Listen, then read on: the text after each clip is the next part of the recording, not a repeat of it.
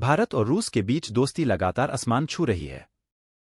भारतीय विदेश मंत्री एस जयशंकर ने रूस के साथ दोस्ती की जमकर तारीफ की है और कहा है कि वह हमेशा हमारे साथ खड़ा रहता है।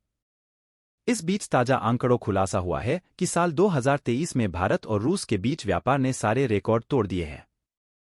रूसी मीडिया के मुताबिक पिछले साल दिसंबर में पहली बार में व्यापार $50 अरब के आंकड़े को पार कर गया।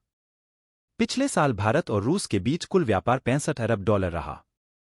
भारत और रूस के बीच व्यापार ऐसे समय पर बढ़ रहा है जब यूक्रेन की जंग को लेकर पश्चिमी देशों ने रूस पर कई प्रतिबंध लगा रखे हैं। अमेरिकी नेताओं ने भारत को कई बार रूस के साथ व्यापार पर धमकाने की कोशिश की है।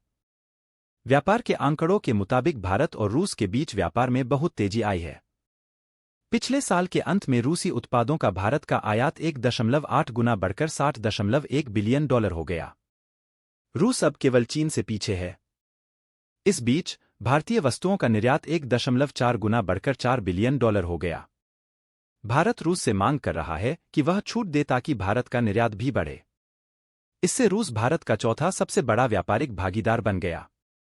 रूस ने सऊदी अरब को पीछे छोड़ दिया क्योंकि दोनों देशों के बीच व्यापार एक साल पहले के $37 बिलियन से बढ़कर 2023 में $65 बिलियन हो गया है।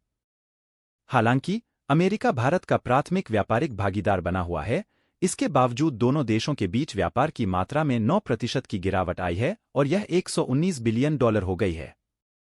अमेरिका के बाद चीन भारत का दूसरा सबसे बड़ा व्यापारिक भागीदार बना हुआ है।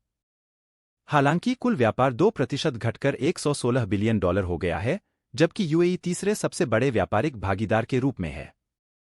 भारत और यूएई के बीच $78 बिलियन का व्यापार हुआ है। इसके अलावा सऊदी अरब भारत का पांचवां सबसे बड़ा व्यापारिक भागीदार है।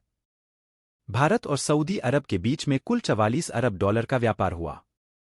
हालांकि इसमें 17% की गिरावट देखी गई है।